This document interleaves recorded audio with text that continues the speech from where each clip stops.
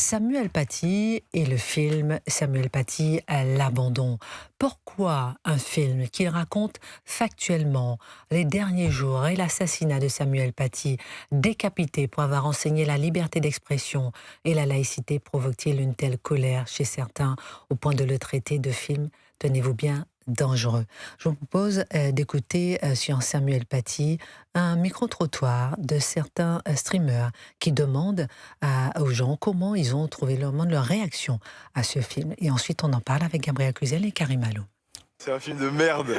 C'est un film dangereux. Je sais que ça va être nul, mais peut-être ils allaient pas être si cons, ils allaient trouver un moyen de dire Paty, c'est un martyr tourné, d'accord. Mais qu'il y a quand même un truc de nuancer les choses sur le reste et pas faire un amalgame. Là, je sors un couple de mecs qui sont en mode eh ben on voit quand même ce mari qui dit non, mais c'est pas tous, c'est pas tous. Tu sais, des fois, t'as des films qui sont mauvais, mais là, les gens ils applaudissaient. Je t'en dis, vous applaudissez quoi, franchement? Quand tu vas voir un film comme ça, t'as forcément un biais et du coup, t'as tes préjugés, mais le film les remplit. Genre, tous les musulmans hommes sont méchants. Toutes les femmes musulmanes, par contre, elles sont soit soumises à leur mari, soit elles sont gentilles. C'est toujours ça. Il y a des interviews que j'ai vues où il dit il y a pas de sensationnalisme, c'est pas montré, mais il y a la scène du meurtre. C'est une faute de goût, c'est dingue. Déjà, ils font un teasing. Attention, il meurt à la fin. Et à la scène de la mort, il crie à la Wakbar avant de mettre le coup de couteau. Et après, genre, les flics arrivent et je suis en mode ok, les gars, faisons un film pour l'extrême, pour le RN. Un an de l'élection, c'est bien ça. En plus, les méchants musulmans, ils sont antisémites. Franchement, film dangereux, j'ai rien d'autre à dire. Pourquoi tu votes en 2027? La réponse est déjà donnée. Votez Mélenchon 2027, on le RN et l'extrême droite.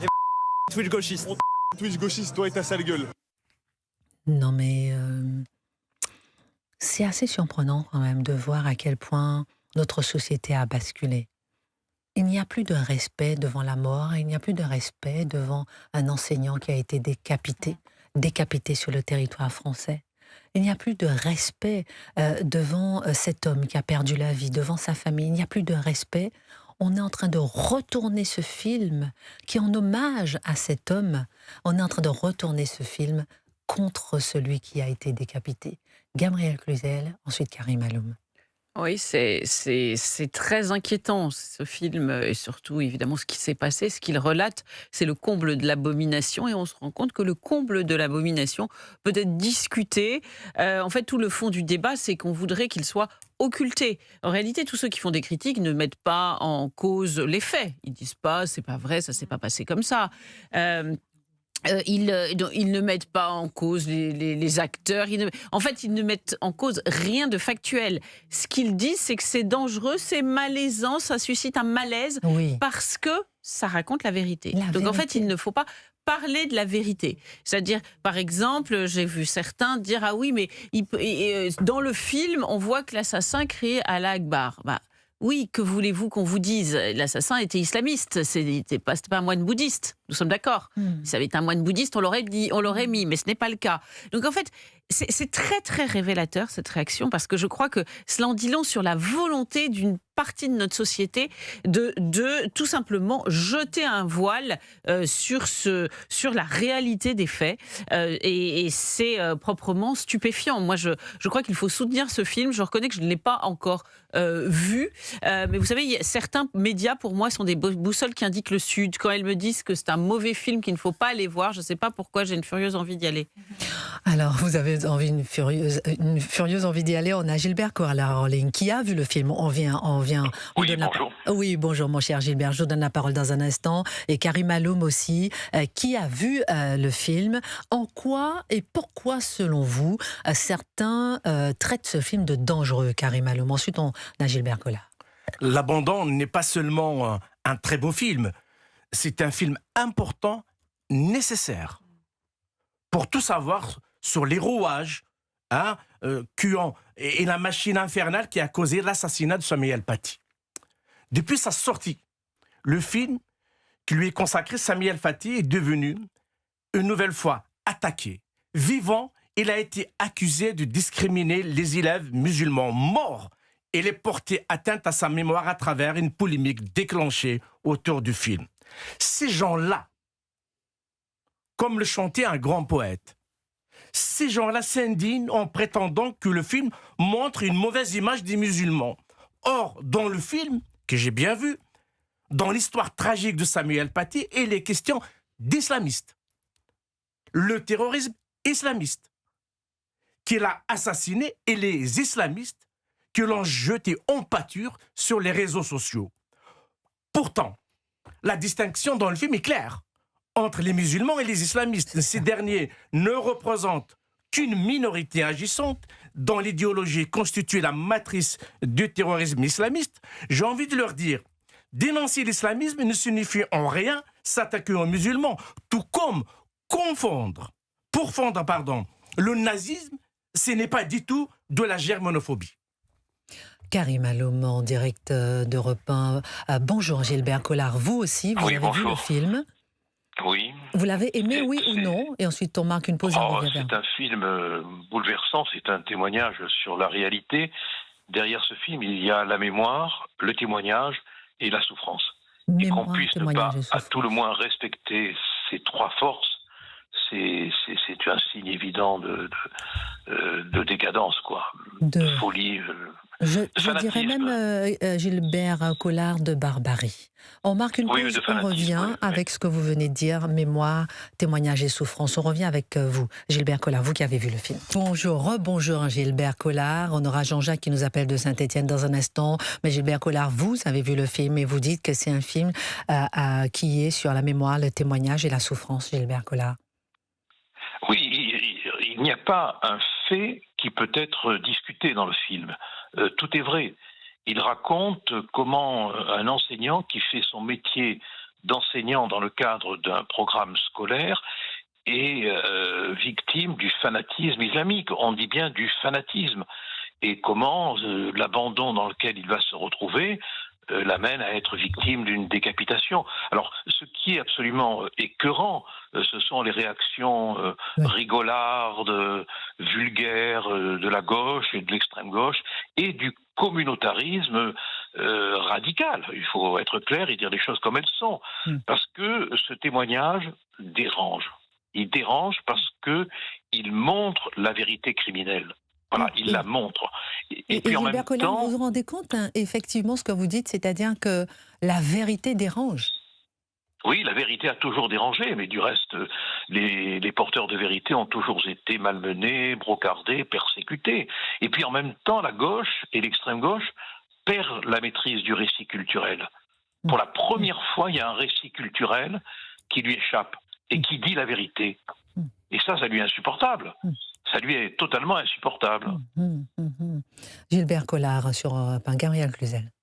Oui, parce que finalement, ce film est un scandale dans le scandale. Le scandale absolu, c'est évidemment l'assassinat atroce de Samuel Paty, mais là, c'est l'occultation qui en est faite, qui me semble-t-il est un scandale supplémentaire. C'est-à-dire on devrait avoir de façon consensuelle en France, on devrait voir tout le monde se lever et dire mais plus jamais ça. Il faut que chacun, chaque élève, chaque parent d'élève, chaque prof, qu'en haut lieu tout le monde ait conscience de cette histoire pour qu'elle n'arrive jamais plus. Et on se rend compte que ce n'est pas le cas. Moi, je trouve que les réactions face à ce film sont mais profondément, je le répète, inquiétantes, et je crois qu'on n'en prend pas encore assez la mesure. Il n'y a pas consensus autour de ce film, mais c'est objectivement atroce. Dans un instant, je vais vous faire écouter Michael Paty, que nous avions eu ici, dans Christine Kelly et vous, le 9 mars, qui réagissait d'ailleurs à ce film. Je vous la fais écouter dans un instant. Gilbert Collard, restez en ligne avec nous. On a Jean-Jacques. Jean-Jacques qui nous appelle de Saint-Étienne. Et vous, Jean-Jacques, vous avez vu le film? Oui, j'ai vu le film dès jeudi. J'ai été complètement bouleversé. Ah oui.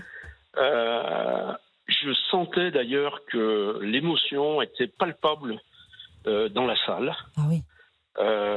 Les gens ne se sont pas levés tout de suite après le retour des Lumières, et on a tous regardé défiler le générique. D'ailleurs, dans le générique, j'ai noté que avec Canal+, le service public avait participé à la production de ce magnifique film, qui est interprété avec une sobriété, une grande sobriété, beaucoup de profondeur et beaucoup de réalisme. L'histoire qui nous est relatée est effrayante. Elle pose plusieurs problèmes, dont celui de la puissance des réseaux sociaux et de la caisse de résonance du mensonge qu'ils constituent. Et sincèrement, je crois que ce film est un film d'utilité publique. On devrait réinventer l'émission, les dossiers de l'écran et s'en servir pour le diffuser largement. Et même, je crois que il conviendrait de le diffuser dans les écoles et d'organiser des débats autour de ce film. Quant aux réactions de l'extrême gauche, elles ne m'ont pas surpris. Elles me révoltent, elles me scandalisent. C'est honteux. Et on peut même imaginer que dans quelques années, ils vont recommander de célébrer les attentats qui ont fait tant de victimes dans notre pays. Voilà.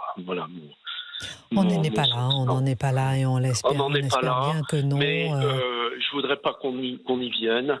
Et je pense qu'il est temps de réagir. Il est temps de réagir avec fermeté, avec mesure, mais avec fermeté. Lorsqu'on voit qu'on en avait parlé la dernière fois, avec d'ailleurs Gabriel Cluzel et Jean Bexon, qu'il y avait un stand qui appelait, qui rendait hommage en fait aux inculpés de l'assassinat de Quentin Durand. Donc c'est vrai qu'on peut se poser beaucoup de questions. Merci infiniment, mon cher Jean-Jacques, de nous avoir rappelé de Saint-Étienne.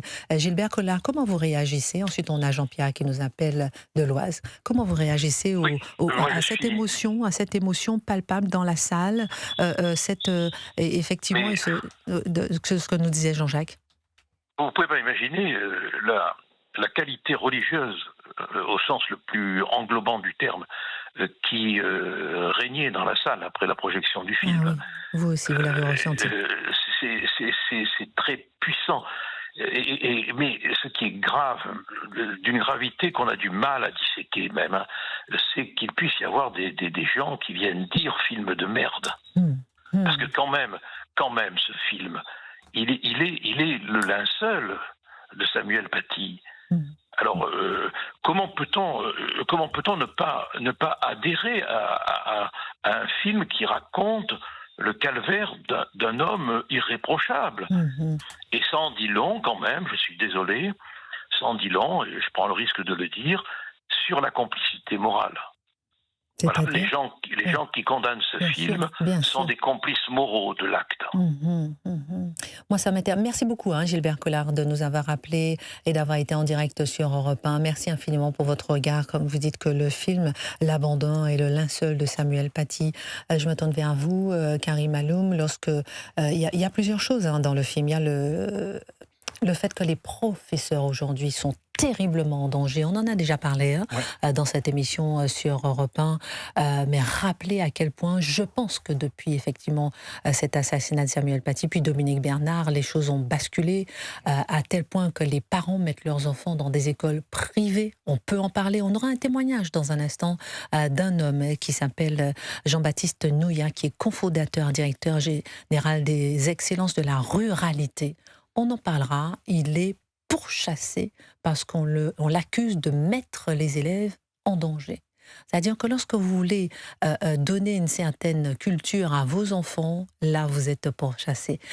C'est intéressant de voir à quel point aujourd'hui on a basculé. Donc il y a d'un côté l'aspect enseignant, éducation nationale, et il y a d'un autre côté effectivement cette barbarie. On a de droit de la barbarie, le fait de ne plus respecter un mort quel qu'il soit, Karim Alloum. Au fait, dans ce film aussi, on montre bien sûr l'assassinat de Samuel Paty, mais on montre aussi la lâcheté et les complicités qui ont rendu possible l'impossible. C'est ce qui s'est passé en réalité. Aujourd'hui, il ne faut pas oublier que l'école, c'est le réceptacle de toute la société. Tout ce qui se passe dans la société, on le retrouve à l'école aujourd'hui. Et la cible partout, je l'ai vu dans les pays musulmans, les pays arabes, je l'ai vu en Algérie où j'ai vécu, la première cible des islamistes, ça a toujours été l'école.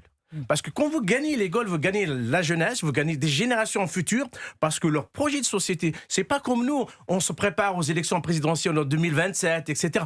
Eux, leur projet, il est de réaliser un État théocratique. Pour rebondir c'est ça. Sur ce que vous dites, Karim Alloum, je ne comprenais pas non plus, moi, pourquoi le projet, la première cible, c'était l'école, jusqu'au jour où j'ai reçu plusieurs apostats, et où les apostats, même qu'on a reçus ici, Majid Doukacha, ou encore d'autres que j'ai reçus sur CNews, expliquent que c'est leur libre arbitre qui leur a permis de se défaire de l'islam, entre guillemets. Leur libre arbitre et l'école qui leur a permis d'ouvrir les yeux. Écoutons Michael Paty, la sœur de Samuel Paty, que nous avions eu le 9 mars dans Christine Kelly et vous, et qui parlait de ce film, L'Abandon. Écoutez, donc ce film a été annoncé juste après l'annonce du verdict, puisque toute l'équipe du GC a pris soin de respecter le temps judiciaire avant de l'annoncer.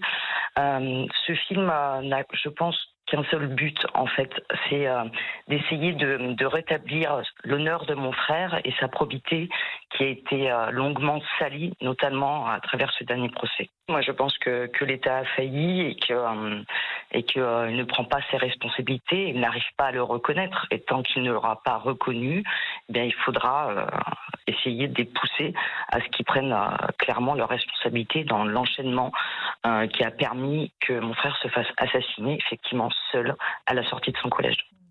Donc on voit Michael Paty qui nous dit que l'État a failli. Donc il y a deux objectifs pour elle, pour le film, le fait de rappeler que l'État a failli et la vérité. On a Jean-Pierre qui nous appelle de l'Oise. Bonjour Jean-Pierre.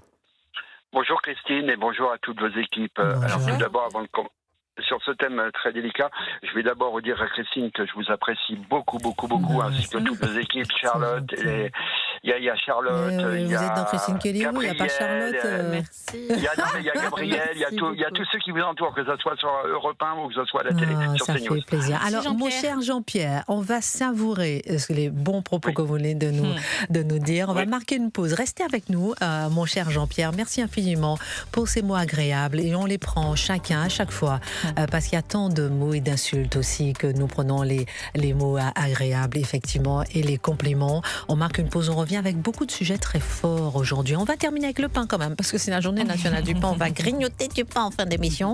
Dans un instant, on aura le témoignage bouleversant d'un enseignant, Jean-Baptiste Neuillat, cofondateur des directeurs généraux des écoles Excellence Ruralité. On parlera de la tribune Zappé Bolloré. On parlera de Maxime Saada qui tape un coup de poing sur la table. On parlera de Patrick Bruel. Doit-il, oui ou non, arrêter ses spectacles, ses concerts? Et vous pouvez réagir à tous ces sujets. Vous avez la parole au 01 80 20 39 21 avec Christine Kelly sur Europe 1. Europe 1, fière d'être la radio officielle de Roland Garros. Roland Garros, une véritable légende. Alors, connaissez-vous, chers auditeurs, l'origine du tournoi? Eh bien, dans son podcast Destins extraordinaires, Europe 1 vous fait revivre à travers ses archives exceptionnelles et des témoignages inédits la fabuleuse épopée de Roland Garros. C'est à écouter dès maintenant sur toutes les plateformes d'écoute, sur le site et l'application Europe 1.